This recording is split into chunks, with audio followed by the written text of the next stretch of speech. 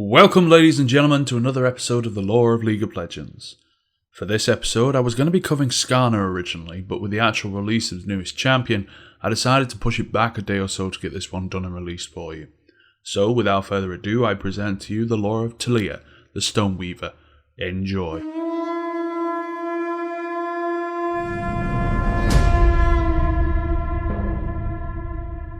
Born in the rocky foothills bordering Acathia's corrupted shadow, Taliyah spent her childhood herding goats with her tribe of nomadic weavers.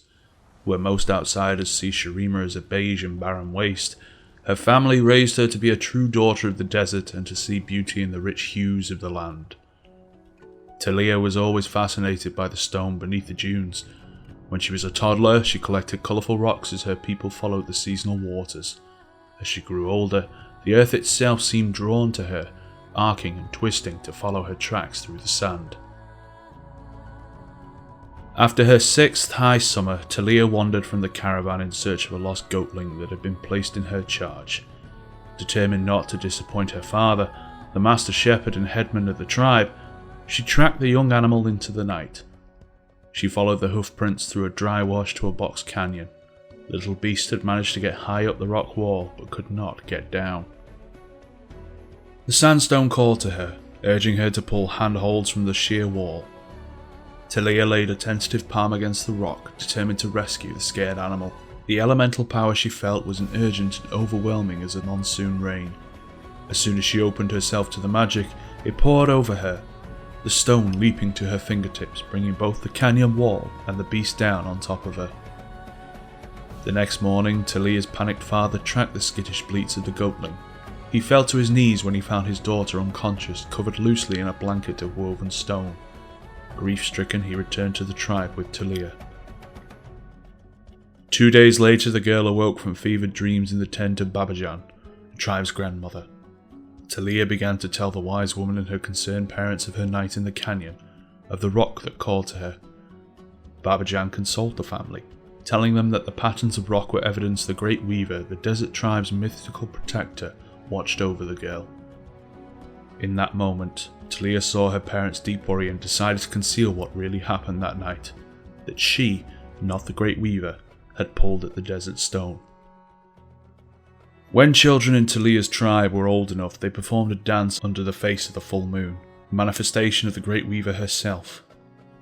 The dance celebrated the children's innate talents and demonstrated the gifts they would bring to the tribe as adults. This was the start of their path to true learning, as those children then became apprenticed to their teachers. Taliyah continued to hide her growing power, believing the secret she carried was a danger, not a blessing. She watched as her childhood playmates spun wool to keep the tribe warm on cold desert nights, demonstrated their skill with shears and dye, or wove patterns that told the stories of her people. On those nights, she would lie awake long after the coals had burnt to ash, tormented by the power she felt stirring within. The time finally came for Taliyah's dance beneath the full moon. While she had talent enough to be a capable shepherd like her father, or a pattern mistress like her mother, the young girl dreaded what her dance would truly reveal. As Taliyah took her place on the sand, the tools of her people, the shepherd's crook, the spindle, and the loom, surrounded her. She tried to concentrate on the task at hand, but it was the distant rocks, the layered colours of the land that called to her. Taliyah closed her eyes and danced, overwhelmed by the power flowing through her. She began to spin not thread, but the very earth beneath her feet. Startled cries from Taliyah's tribe broke her out of her spell. An imposing braid of sharp rock reached up to the light of the moon. Taliyah looked at the shocked faces of the people who surrounded her. Her will over the stone broken, the earthen tapestry crashed down. Taliyah's mother ran to her only daughter to protect her from the falling rock. When the dust finally settled, Taliyah saw the destruction she had woven, the alarm on the faces of her tribe. But it was the small cut across her mother's face that justified Taliyah's fear. Though the cut was minor, Taliyah knew in that moment that she was a threat to the people she loved most in this world.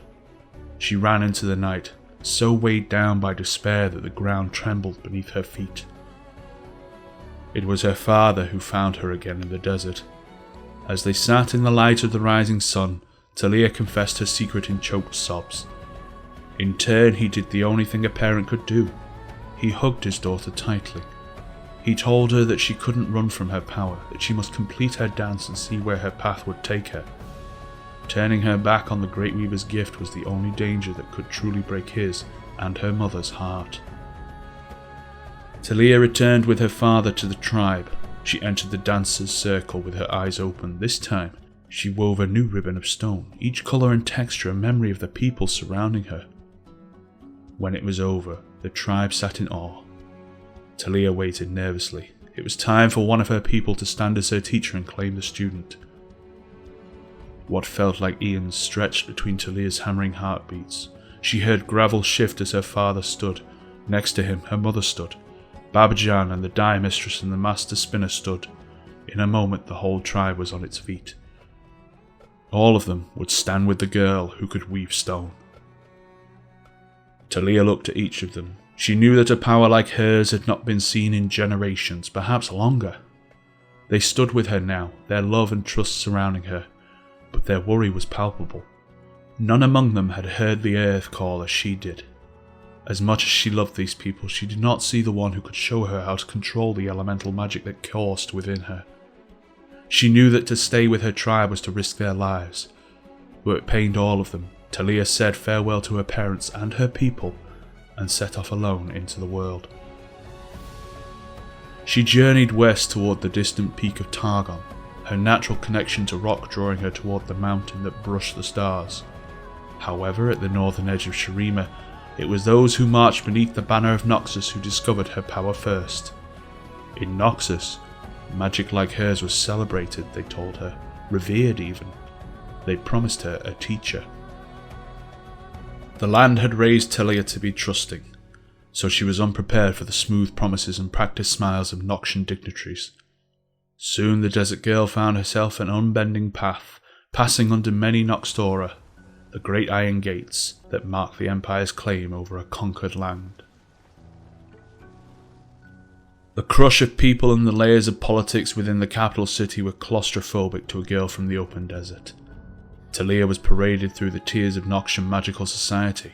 Many took an interest in her power, its potential, but it was a fallen captain who swore to take her to a wild place across the sea, a place where she could hone her abilities without fear, who made the most convincing case.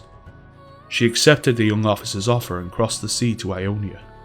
However, it was made clear as their ship dropped anchor that she was intended as a glorified weapon for a man desperate to regain his place at the highest ranks of the Noxian Navy.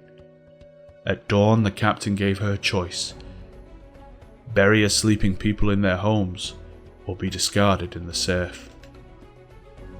Taliyah looked across the bay. The cooking smoke had not yet risen from the villagers' sleeping hearths. This was not the lesson she had come so far to learn. Taliyah refused, and the captain threw her overboard to drown. She escaped the tide and the fighting on the beach and found herself wandering, lost in the wintry mountains of Ionia. It was there she finally discovered her teacher, a man whose blade harnessed the wind itself, someone who understood the elements and need for balance. She trained with him for a time and began to find control she had long sought. While resting at an isolated inn, Taliyah heard that the ascended Emperor of Shurima had returned to his desert kingdom.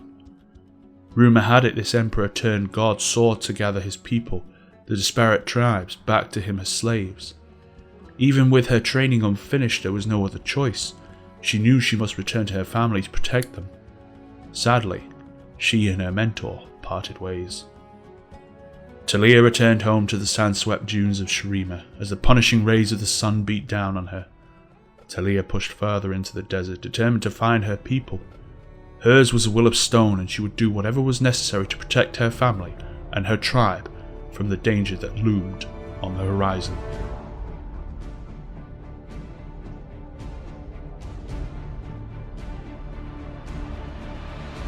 And that's all I've got for you this time around. Let me know what you thought of the video by hitting that like button and leaving your feedback in the comments section below.